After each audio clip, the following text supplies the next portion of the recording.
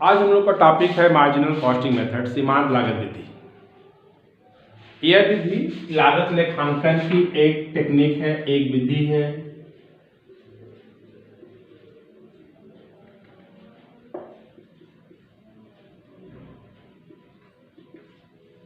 Cast accounting क्या हम लोग का है, किसी भी गुड्स के प्रोडक्शन करने पे जो भी खर्चे इनकर्ड होते हैं, जो भी खर्च किए जाते हैं, उन खर्चों को सिस्टमैटिक ढंग से लिखने की जो कला है, जो आर्ट है, जो टेक्निक है, जो सिस्टम है, उसे हम लोग क्या बोलते हैं, कास्ट अकाउंटिंग बोलते हैं। सिस्टमैटिक ढंग से लिखने का आशय यह है कि किस तरह सभी खर्चों को लिखा जाए, किस खर्चों को पहले प्रायोरिटी दे लिखने के लिए, किस खर्चों को बाद में उसकी प्रायोरिटी लिखने के लिए दे, जिससे कि कास्ट पे कंट्रोल हो सके। कास्ट में कंट्रोल करने का मतलब कास्ट में कमी आ सके, कास्ट को रिड्यूस किया जा सके। कास्ट रिड्यूस होती है तो हमारी सेलिंग प्राइस भी क्या होगा, कम होगी। सेलिंग प्राइस कम होगा तो हमारी डिमांड भी क्या होगी, अधिक होगी। जब डिमांड अधिक होगा तो हमारा लाभ भी अधिक होगा। हर व्यवसाय का मुख्य उद्देश्य अधिक से अधिक लाभ कमाना ही होता है। तो मार्जिनल कॉस्टिंग क्या है, इसी कॉस्ट अकाउंटिंग का एक पार्ट है, एक टेक्निक है जो आपको कॉस्ट को कंट्रोल करने के लिए एक मेथड को डिस्क्राइब करता है। इसके अंतर्गत हम लोग करते क्या है, एक एडिशनल यूनिट को प्रोड्यूस करने पर टोटल कॉस्ट में जो भी चेंजेस आते हैं, जो भी हमारी टोटल कॉस्ट इंक्रीज करती है, उसे ही हम लोग क्या बोलते हैं, सीमांत लागत या marginal cost. One additional unit what will be increase in total cost if one additional unit produce. यदि एक एडिशनल यूनिट प्रोड्यूस करते हैं तो हमारे टोटल कॉस्ट में क्या चेंजेस होगा, उस चेंजेस वैल्यू को हम लोग क्या बोलेंगे, marginal cost. For example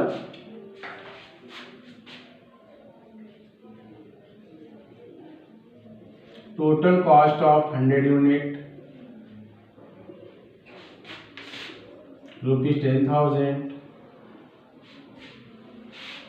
and total cost of 101 unit is equal to ₹10,000, 80 rupees. 80 rupees ही क्या कहलाएगा हमारा, मार्जिनल कॉस्ट।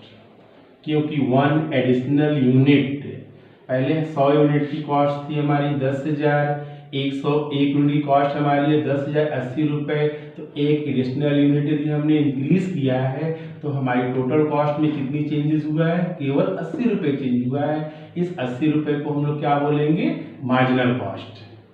तो जो मार्जिनल कॉस्ट का हम लोग का अप्रोच है वह वन एडिशनल यूनिट का है। वन एडिशनल यूनिट, चाहे वह यूटिलिटी हो, चाहे वह रेवेन्यू हो, चाहे वह प्रोडक्शन ही क्यों ना हो। यूटिलिटी में क्या है, एक एडिशनल यूनिट कंज्यूम करने पे जो हमारी टोटल यूटिलिटी इंक्रीज करती है उसे हम लोग क्या बोलते हैं, मार्जिनल यूटिलिटी। रेवेन्यू में क्या हम लोग का है, एक एडिशनल यूनिट को बेचने पर, सेल करने पर जो हमारी टीआर, टोटल रेवेन्यू में जो इंक्रीज करती है, जो चेंजेस आता है, उसे हम लोग क्या बोलते हैं, एमआर। इकोनॉमिक कॉन्सेप्ट हम लोग पढ़ के आए हैं।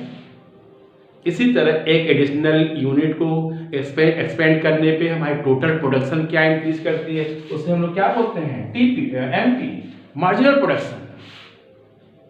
तो मार्जिनल का जो अप्रोच है वह वन एडिशनल यूनिट का है। एक एडिशनल यूनिट यदि हम लोग प्रोड्यूस करते हैं तो हमारी टोटल कॉस्ट में जो चेंजेस आएगा, वो चेंजेस को हम लोग क्या बोलेंगे, मार्जिनल कॉस्ट। आगे बढ़ते हैं हम लोग हैं।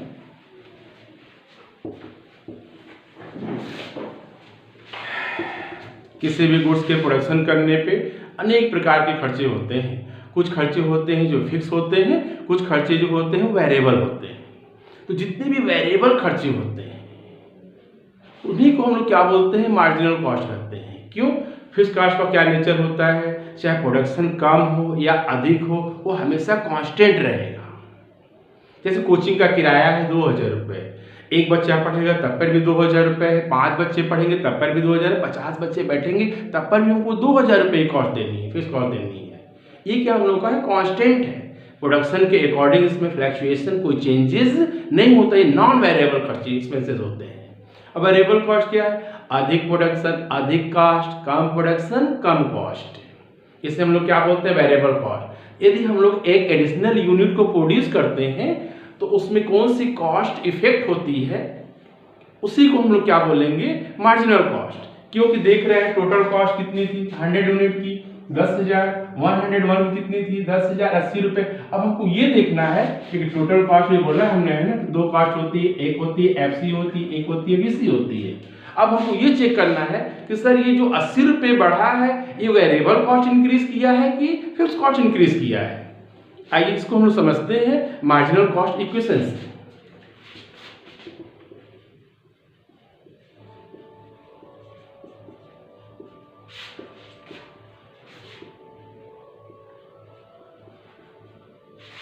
मार्जिनल इक्वेशन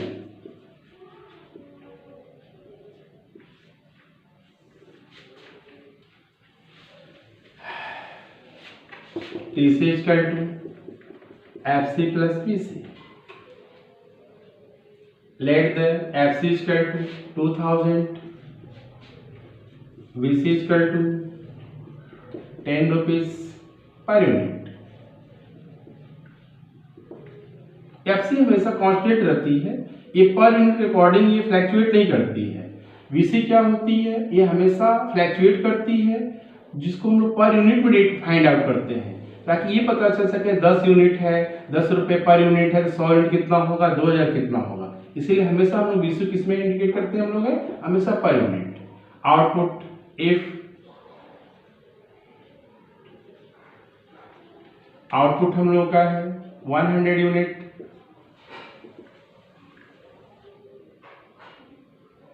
तो TC क्या होगा, FC कितना हम लोग का ऊपर देखो, FC फार्मूले में 2000 प्लस ये VC क्यू है, VQ।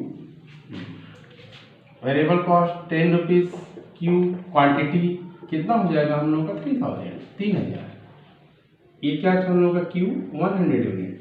अब TC इफ आउटपुट 101 यूनिट, तब हम लोग क्या 2000 प्लस 10 इंटू 101 कितना हो जाएगा हम लोग का 3050 रुपीज। सॉरी 10 है ना,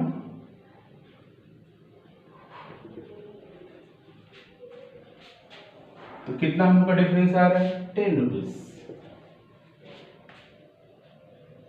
यहाँ 10 रुपीज क्या हम लोग, इसी जो 10 रुपीज जितना इंक्रीज किया इसको हम लोग क्या बोलेंगे, मार्जिनल कॉस्ट। अब देखते हैं हम लोग हैं, ये हमारा क्या था, कॉस्ट स्ट्रक्चर था हम लोग का। FC कितना था 2000 था, VC कितना था 10 रुपीज पर यूनिट। अब देखते हैं इसमें से कौन सी कॉस्ट इससे मैच कर रही है, तो कौन सी कॉस्ट मैच कर रही है हम लोग की है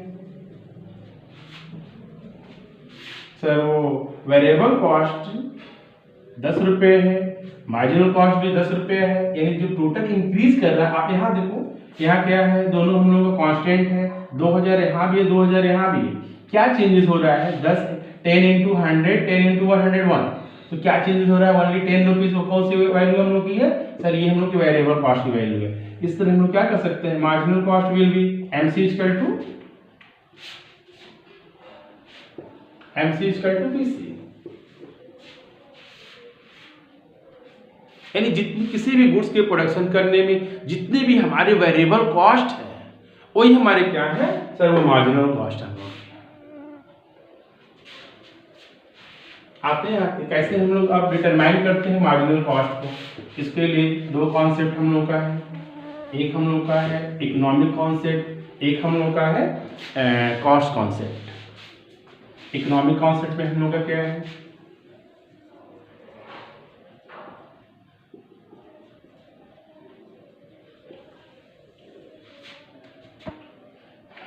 MC equal to TC N minus T C N minus one.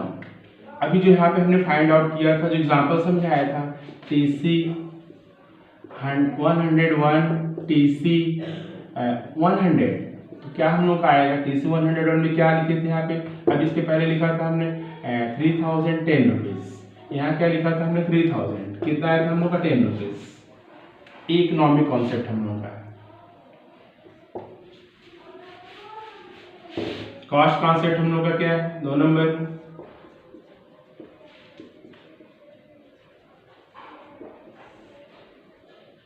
इसमें हम लोग क्या करते हैं कि जितने भी कॉस्ट इंकर्ड होते हैं, किए जाते हैं, उनमें वेरिएबल कॉस्ट को एक जगह कलेक्ट कर लेते हैं। मतलब sum of all variable expenses is called marginal cost. Marginal cost is equal two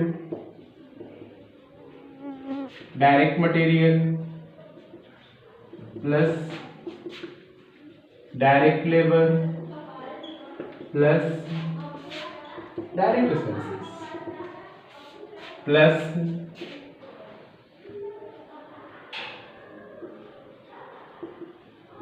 variable overheads. जितने भी वेरिएबल ओवरहेड है, चाहे वो फैक्ट्री हो, चाहे ऑफिस हो, चाहे वो सेलिंग एंड डिस्ट्रीब्यूशन हो।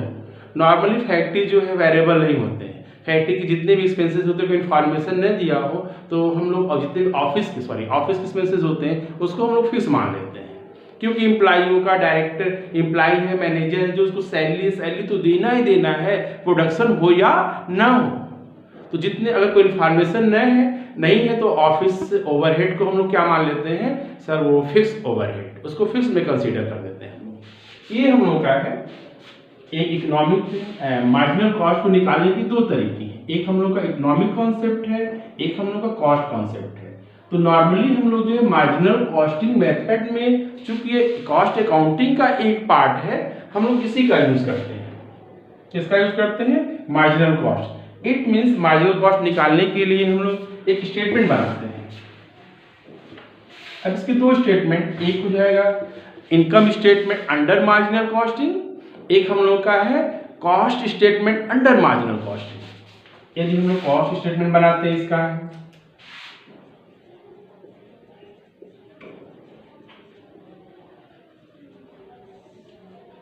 तो सीधे क्या लिखते हैं, direct material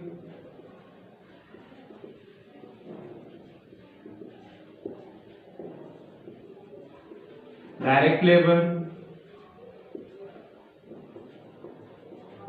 direct expenses other variable overheads. सारा टोटल कर लेंगे तो क्या निकल के हम लोग का आएगा, ये इसी को क्या बोलेंगे हम लोग,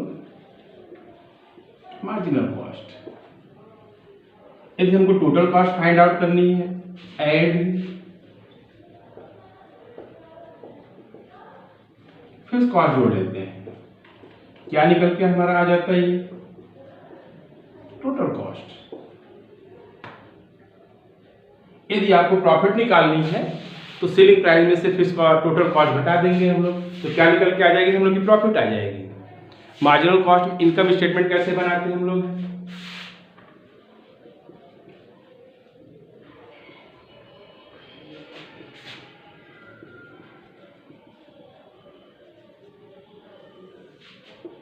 इसका क्या अप्रोच हम लोग का है, एक सिंपल इसका अप्रोच हम लोग का है, S minus B equal to C minus F equal to P. मतलब सेलिंग प्राइस में से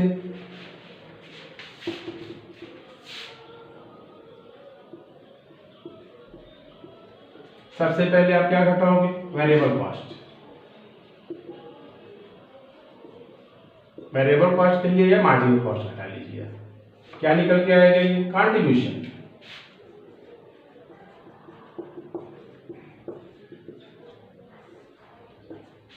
लेस, इसमें से फिक्स कॉस्ट घटाएंगे आप, क्या निकल के आ जाएगा हमारा प्रॉफिट। ये हमारा इनकम स्टेटमेंट है अंडर मार्जिनल कॉस्ट। इस तरह मार्जिनल कॉस्टिंग का अप्रोच क्या था हम लोगों का, वन एडिशनल यूनिट प्रोड्यूस करने की जो कॉस्ट होती है उसे जो जो कॉस्ट टोटल कॉस्ट इंक्रीज करती है वही हम लोग की मार्जिनल कॉस्ट थी।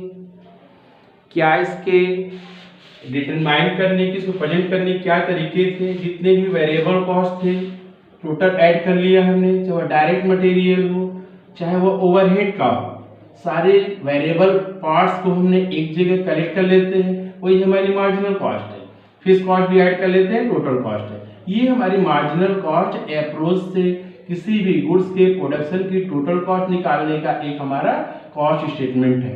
अगर आपको इनकम स्टेटमेंट निकालना है तो क्या इसका फॉर्मेट है, सेलिंग प्राइस में से वेरिएबल कॉस्ट घटाएंगे तो क्या मिलेगा आपको, कंट्रीब्यूशन में से एफसी घटाएंगे तो क्या आएगा, प्रॉफिट। अब इसमें मार्जिनल कॉस्ट का एक नया टॉपिक हम लोग का है, अंशदान, कंट्रीब्यूशन। तो कंट्रीब्यूशन क्या है, एक सिंपल है, सेलिंग प्राइस में से वेरिएबल कॉस्ट घटाते हैं तो जो आपको एक्सेस अमाउंट, जो आपको बचत होती है वही हमारा क्या कहलाता है, कंट्रीब्यूशन। ये भी मार्जिनल कॉस्ट का एक इम्पॉर्टेंट टॉपिक है, एक इम्पॉर्टेंट टूल्स टेक्निक है। क्योंकि सर एक एडिशनल यूनिट को प्रोड्यूस करने या एक एडिशनल यूनिट को बेचने में जो हमारी वेरिएबल कॉस्ट, जो हमारी कॉस्ट इंक्रीज करती है वह केवल वेरिएबल कॉस्ट इंक्रीज करती है, एफसी तो कांस्टेंट रहती है। 10 बच्चे पढ़ रहे, रूम का किराया 10 बच्चे का है, 10 बच्चों से फीस वसूल लेते, एक बच्चा अगर हमारा एडिशनल बढ़ता ही है तो उसके समय में तो रूम का किराया तुमको देना नहीं है। तो यही हमारा कॉन्सेप्ट है कंट्रीब्यूशन का कि ये अगर यदि आप अपने सेलिंग प्राइस, सेलिंग वॉल्यूम को बढ़ाते हैं तो ओनली वेरिएबल कॉस्ट ही बढ़ता है, जितना सेलिंग प्राइस बढ़ाओगे उतना हमारा कंट्रीब्यूशन भी बढ़ेगा। तो कंट्रीब्यूशन का अप्रोच अलग है थोड़ा, ये डिटेल में हम लोग अगले वीडियो में पढ़ेंगे, अगले टॉपिक में पढ़ेंगे।